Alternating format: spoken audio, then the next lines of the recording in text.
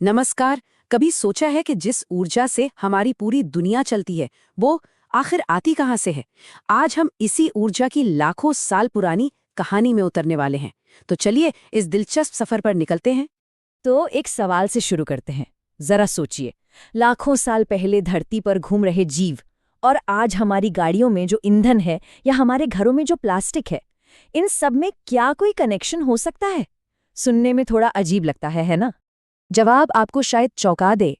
इन सभी की जड़ें असल में लाखों साल पुराने अतीत से जुड़ी हुई हैं। यही वो एक धागा है जो इन सबको एक साथ पिरोता है। तो ये जीवाश्म ईंधन या फॉसिल फ्यूल्स असल में हैं क्या? इसे ऐसे समझें, ये वो खजाना है जो लाखों साल पहले मरे हुए पेड़ पौधों और जानवरों के अवशेषों से धरती के नीचे बहुत ज्यादा दबाव और गर्मी से बना है। देखिए, हमारे पास ना दो तरह के कुदरती खजाने हैं। एक वो जो कभी खत्म नहीं होते, जैसे कि सूरज की रोशनी या हवा, और दूसरे वो जो सीमित हैं, मतलब एक न एक दिन खत्म हो जाएंगे। कोयला और पेट्रोलियम इसी दूसरी कैटेगरी में आते हैं। तो चलिए कहानी के सबसे पहले हीरो से मिलते हैं, कोयला। जी हाँ, वही काला पत्थर जिसने औद्योगिक क्रांति की आग जलाई थी। कोयला बनने की ये जो प्रक्रिया है, इसे कार्बनीकरण कहते हैं। जरा कल्पना कीजिए, लाखों सालों तक जमीन के नीचे दबे हुए जंगल धरती की गर्मी और दबाव की भट्ठी में धीरे धीरे तपकर पत्थर बन गए। ये प्रोसेस ना कई स्टेप्स में होता है। सबसे पहले मरी हुई वनस्पतियां एक जगह जमा होती हैं, जो धीरे धीरे पीट नाम के एक दलदली पदार्थ में बदल जाती हैं। फिर लाखों साल तक जमीन की गर्मी और दबाव से यही पीठ सख्त होकर कोयला बन जाता है। लेकिन सवाल ये है कि क्या कोयले का काम सिर्फ चलना ही है या इससे हमें और भी कुछ मिलता है? जवाब है हाँ, और भी बहुत कुछ। देखिए, जब कोयले को बिना हवा के गर्म किया जाता है तो इससे कई कमाल की चीजें निकलती हैं, जैसे स्टील बनाने के लिए जरूरी कोक, सड़कें बनाने के लिए कोल तार और फैक्ट्रियों में ईंधन के तौर पर इस्तेमाल होने वाली कोल गैस भी। चलिए अब कहानी को थोड़ा आगे बढ़ाते हैं और मिलते हैं दूसरे खिलाड़ी से, जिससे हम सब काला सोना भी कहते हैं, यानी कि पेट्रोलियम। आपको पता है, पेट्रोलियम भी कोयले की तरह ही लाखों साल पुराने समुद्री जीवों से बनता है, लेकिन फर्क ये है कि ये पत्थर नहीं बल्कि एक गाढ़ा चिपचिपा तरल है जो जमीन के नीचे चट्टानों के बीच में फंसा रहता है। तो इस गाढ़े काले तेल से पेट्रोल डीजल आखिर बनता कैसे?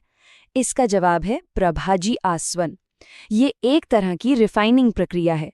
इसमें कच्चे तेल को गर्म किया जाता है और अलग अलग तापमान पर इससे पेट्रोल, डीजल, केरोसिन जैसी चीजें भाप बनकर अलग हो जाती हैं। और इस प्रोसेस से हमें मिलता क्या क्या है, ये जानकर आप हैरान हो जाएंगे। हमारे किचन की एलपीजी गैस, गाड़ियों का पेट्रोल, हवाई जहाज का ईंधन और यहाँ तक कि सड़कों पर बिछने वाला डामर भी, सब कुछ इसी एक कच्चे तेल से निकलता है। और हाँ, एक और जरूरी बात, हमारे घरों का ज्यादातर प्लास्टिक भी इसी काले सोने की ही देन है। तो चलिए अब जरा एक स्टेप पीछे हटकर बड़ी तस्वीर देखते हैं। ये देखते हैं कि हम इन लाखों साल पुराने ऊर्जा स्रोतों पर आज कितना ज्यादा निर्भर हैं। ये सारी ऊर्जा आखिर जाती कहाँ है? तो देखिए, इसका सबसे बड़ा हिस्सा लगभग 40% हमारी फैक्ट्रियों और उद्योगों में चला जाता है। करीब 24% गाड़ियों, बसों और हवाई जहाज़ों में, और बाकी हमारे घरों और खेतों में इस्तेमाल होता है। अच्छा, इस जीवाश्म ईंधन परिवार में एक तीसरा और काफी अहम सदस्य भी है, प्राकृतिक गैस। इसे अक्सर एक साफ सुथरा ईंधन माना जाता है, और जब इसी गैस को बहुत ज्यादा दबाव में सिलेंडर में भरा जाता है तो ये बन जाती है सीएनजी। तो सीएनजी इतनी लोकप्रिय क्यों हो रही है? क्योंकि ये पेट्रोल डीजल की तुलना में बहुत कम प्रदूषण फैलाती है। असल में ये पूरी तरह से जलती है, जिससे जहरीला धुआं कम निकलता है और इसे सीधे गाड़ियों और बसों में ईंधन की तरह इस्तेमाल किया जा सकता है। लेकिन अब आते हैं सबसे बड़ी और चिंताजनक बात पर। ये सारे खजाने सीमित हैं।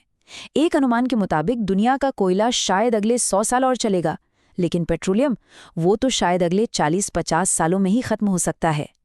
ये एक कड़वी हकीकत है। और इनकी सीमित होने के साथ साथ इनकी एक बहुत बड़ी पर्यावरणीय कीमत भी है। इन्हें जलाने से जो धुआं निकलता है वो हवा को जहरीला बनाता है और ग्लोबल वार्मिंग जैसी खतरनाक समस्याओं को जन्म देता है, जिसका असर हम सब आज महसूस कर रहे हैं। और यहीं पर आकर ये पूरी कहानी हमें एक बहुत बड़े सवाल पर लाकर छोड़ देती है। जिस खजाने को बनने में लाखों साल लगे, उसे हम कुछ ही 100 सालों में खत्म करने की कगार पर हैं। तो सोचने वाली बात यह है कि इसके बाद क्या?